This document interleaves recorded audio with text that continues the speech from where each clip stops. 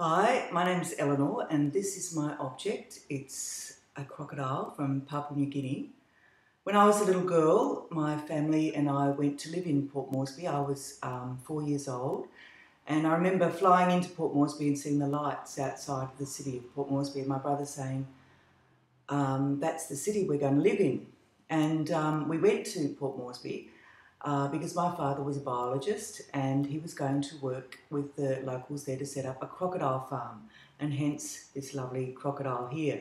And the interesting thing about him is that I didn't get him in Papua New Guinea. I found him in Hobart in a second-hand shop, and I was very taken with him because of my association with Papua New Guinea and with crocodiles particularly. And when we arrived in Papua New Guinea, in Port Moresby, I was just about to start school. It was the beginning of the school year, and we were living in a hotel. I was going to start prep, so it was the beginning of my school career, and we were still staying in a hotel, and we went to school on that first day, and we'd only been in Port Moresby a couple of days, if that. I can't really remember, but I do remember that we got to school, and at what we used to call little lunch, morning tea, I wanted to go home, and I cried and said, "Can I go home now? Isn't it the end of the day?"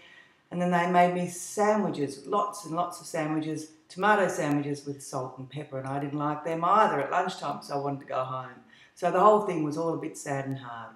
But anyway, we spent 8 years living in Port Moresby, and we had lots of adventures with animals, with crocodiles, visiting the crocodile farm where my father worked, and then he used to do work with wallabies, and we had a little pet wallaby called Dorcas.